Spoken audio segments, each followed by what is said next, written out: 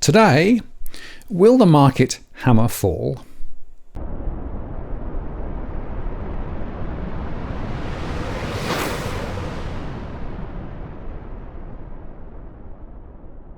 Hello again, it's Martin North from Digital Finance Analytics.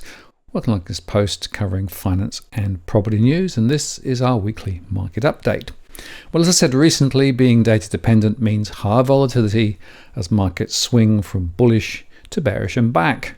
While in Australia the bulls ran hard on Friday, later Wall Street experienced a significant and notable downturn as investors responded to the news of a strike by the United Auto Workers against leading automakers Ford, General Motors and Stellantis. The US manufacturing output actually also barely rose in August, amid a decline in motor vehicle production before any industrial action starts. The risk is that action broadens over coming days, said Michael Pierce, lead US economist at Oxford Economics. We estimate a total walkout could reduce motor vehicle output by over 30%, which will begin to show up in the September report. And a separate report from the Labour Department on Friday showed import prices increased 0.5% in August as the cost of fuels accelerated after nudging up 0.1% in July. But import prices declined 3% in the 12 months through August after decreasing 4.6% in July. And annual import prices notched up their seventh straight monthly drop. Oil prices continue to climb, notching their third consecutive weekly gain on supply tightness, as well as optimism that the Chinese economy might be gaining some strength. And of course, the market's reaction also reflected the anticipated Federal Reserve decision due next week. The highlight of economic data, though, on Friday was the preliminary September consumer sentiment reading from the University of Michigan. The reading was 67.7, which was lower than the 69.1 expected. And adding to the volatility was the fact that piles of derivatives contracts tied to stocks, index options and futures all expired on Friday, compelling traders to roll over their existing positions or to start new ones. This time it coincided with the rebalancing of benchmark indices, including the S&P 500, which was another catalyst for yet more share transactions. Option expiration forced people to adjust their positions, and this is an especially powerful expiration that can add fuel to market moves, Callie Cox at eToro said. This is especially prevalent in individual stocks where trading in the shares and options can be thin, so brace for swings, but try not to tap out of this market until we see convincing evidence of recession. And even the VIX, which as I've explained is not a very good or valid guide these days after sliding nearly 5% on Thursday to its lowest close since mid-January 2020, surged on Friday. It was 7.6% higher to 1379, but of course it contains data relating to long-term options, and these days more options are very short-term. Honda's Eb Moyer said that there was a raft of headwinds, including nervousness over how long the UAW strike will last, concerns the AI trade was too optimistically priced in, and on the day's $4 trillion triple witching options event. Nothing screams bear market in conviction more than money market funds seeing $1 trillion of inflows year to date, Bank of America investment strategist Michael Harnett said in the note, just to compound the confusion. We think markets may rally into the first negative US payroll print, but this will likely be followed by a slump on second negative payroll prints. And in the latest weekly flow report, investors showed that there is no consensus yet. The fund's data tracked by Bank of America showed that $25.3 billion flowed into global stocks in the week through September the 13th. That's the most since March 2022. And $26.4 billion flowed into US equities alone. Mr. Harnett said it was a sign that confidence in a soft landing was rising. US junk-rated companies are using a more favourable debt issuance window this year to extend billions of dollars of short-term liabilities, and they are doing so at a high cost, which will weigh on their margins and interest coverage ratios over the coming quarters, said a report by Morgan Stanley. The amount of junk bonds and loans due in 2024 has roughly halved over the course of 2023 by $70 billion, with the overall debt load due by the end of the year 25 down nearly 35% compared to the year-end 2022 levels, the report said. 12 high-yield issuers have raised $9.6 billion this week alone, making it the busiest week since November 2021, according to JP Morgan. Through to the end of August, 129 junk-rated borrowers raised $111 billion in new bonds. 90 of those borrowers used the money raised to refinance, the report noted. And despite the progress in addressing very near-term maturities, the proportion of debt due within 3 years remains elevated versus history, the report said. And Mohammed Al-Arian is warning that a swathe of corporations will be hurt by those higher interest rates when they have to refinance next year. If you look at high yield, if you look at commercial real estate, there's massive refinancing that needs to be done next year. Massive, he said on Bloomberg. But that's the point of pain, which is going to start to happen. There's a tug of war going on between those who think inflation and interest rates are going to come down and the Fed is going to start cutting rates next year, and those who believe that inflation is going to stay well above the Fed target for a while and therefore rates will stay higher for longer, said Chuck Carlson, Chief Executive Officer at Horizon Investment Services. Financial markets have actually priced in a 97% likelihood that the central bank will hold the Fed fund rates at 5.25 to 5.5% when it announces its decision next Wednesday, and there's a 68.5% likelihood of it doing the same at the conclusion of its November meeting. If we get a pause in September and November, that could lead to a nice year-end rally, which will feed the belief that the next move by the Fed will be a rate cut in 2024, said Rob Havok, Senior Portfolio Manager at Dakota Wealth. A monthly survey by Bank of America released earlier this week showed that 74% of fund managers expect no hard landing or soft landing, with 6 out of 10 predicting the Fed has done with hikes, compared with 9 out of 10 predicting more hikes in July. So you can see that there are lots of opinions out there and nobody really knows. Anyway, all 3 US major stock indices closed deep in the red on Friday, with chip makers weighing on the tech-laden Nasdaq. After surging 25% in its trading debut the previous session, ARM Holdings fell 4.5% amid the broad sell-off in New York. The Dow Jones Industrial Average fell 0.83% to 34,618. The S&P 500 lost 1.22% to 4,450, and the Nasdaq Composite dropped 1.56% to 13,708. For the week, the S&P 500 fell 0.2%, the Nasdaq lost 0.4%, and the Dow added just 0.1%. Treasury yields rose ahead of the Federal Reserve policy meeting next week, with 2-year yields edging above 5% once again, amid worries that restrictive interest rates will be in place for longer than expected, and benchmark 10-year notes fell 10/32 in price to yield 4.3304% from 4.29% late on Thursday. The dollar inched lower against a basket of world currencies, but nabbed its 9th straight weekly gain. The dollar index fell 0.08%, and the euro was up 0.16% to 1.0658. The long-term trajectory of the Federal Reserve's benchmark rate, the Fed's fund rate through to September 2027, is also under scrutiny. Despite a minor uptick in near-term expectations, there's a prevailing belief that the Fed may not be done with rate adjustments. An additional increase of 25 or 50 basis points is considered possible before a downward turn begins, indicating possibly rate cuts later in 2024, but we'll see. The City Economic Surprise Index, which tracks data surprises relative to market expectations right back to 2003, shows elevated levels compared to historical data. And the Federal Reserve's total balance sheet is around $8 trillion now, down from approximately $9.5 trillion. This decrease is seen as a substantial drag on the economy. The Fed's stance on quantitative tightening and its impact on the economy is expected to be a key topic of discussion during the upcoming meeting. Gold prices experienced a rebound on Friday following a 3-week low earlier in the week. This recovery was spurred by US inflation reports that indicated a reacceleration of inflation in August, but possibly not significant enough to cause immediate concern for the Federal Reserve or the markets. Despite the fluctuations through the week, gold concluded the week approximately at the same level it started. Crude oil prices hit a fresh 10-month high of $94.26 a barrel for Brent futures and $91.20 a barrel for US crude.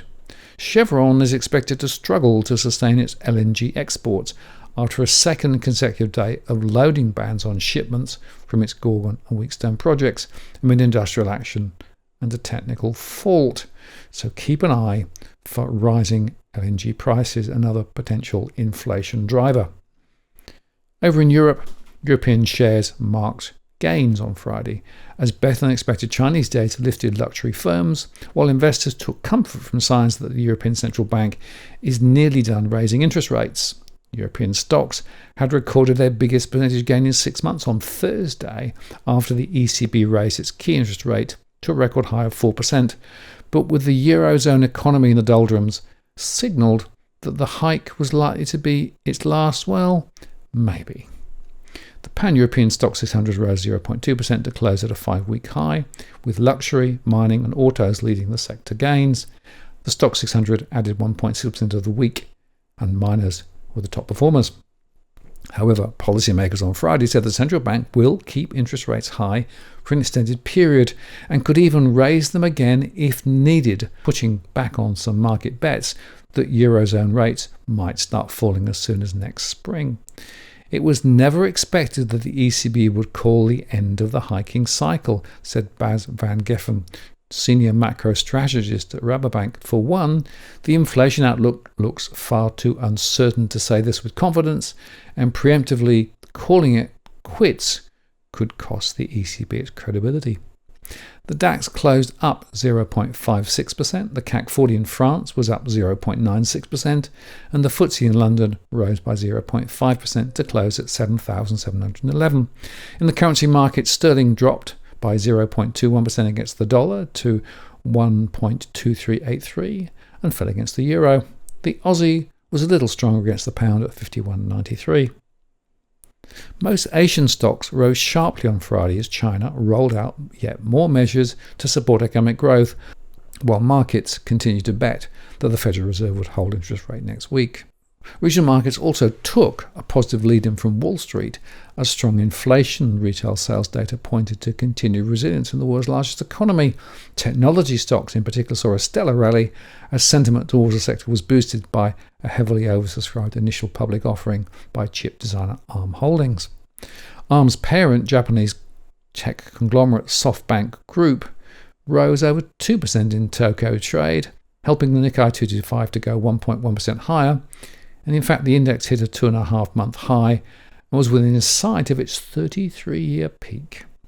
Tech-heavy bourses were also the best performance in Asia on Friday, with South Korea's Kospi up 1.1%, while Hong Kong's Hang Seng added 1%.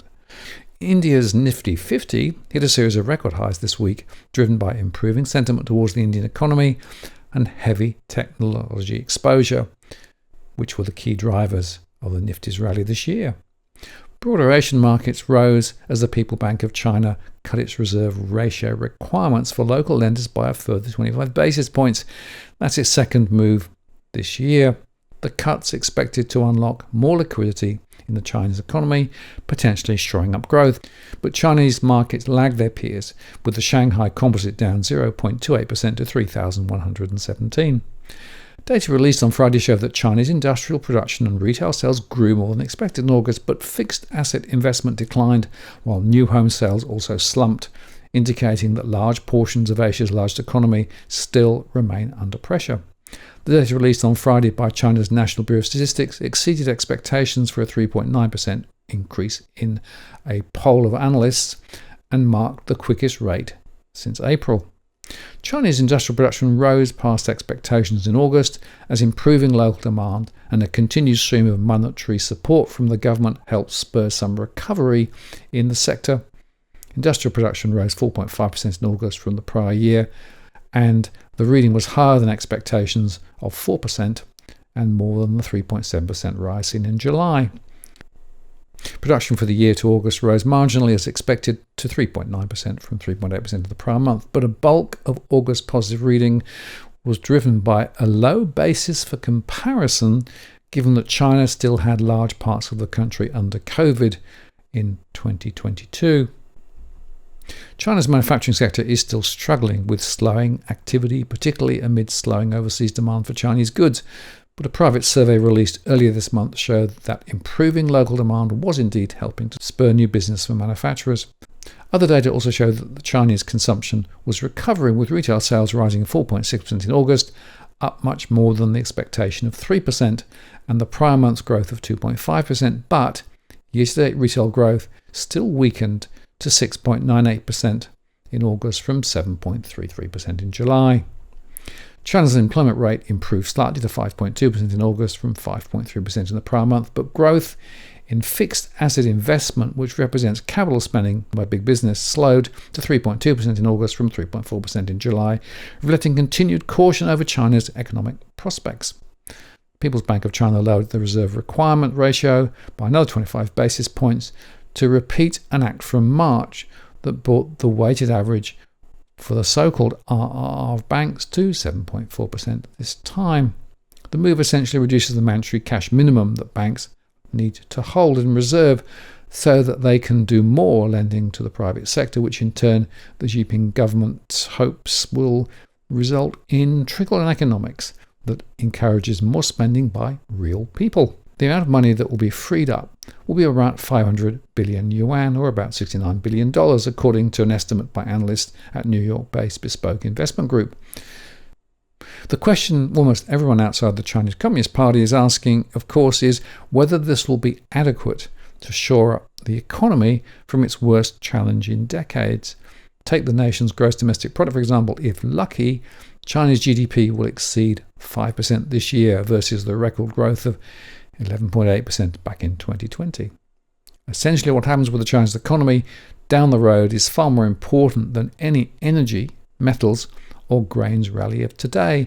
That's simply because a continuously underperforming GDP will come back to rear-end any commodities rally.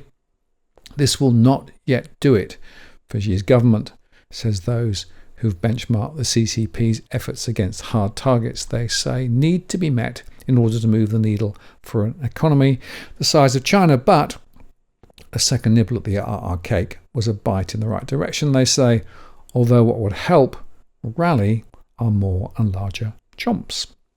The Chinese Central Bank, for instance, said round 2 of the bank stimulus aspires, among other things, to create an appropriate monetary and financial environment to promote effective demand in the real economy. We'll see. Australian shares have traded largely sideways for 5 months, but the ASX 200 closed at 7,279 points on Friday. That's up 1.3%, sealing the best one-day return since July, before the annual profit reporting season recast expectations for 2024 earnings. The benchmark ASX 200 sealed a weekly gain of 1.7%, and the All Ords rose 1.3% on Friday too.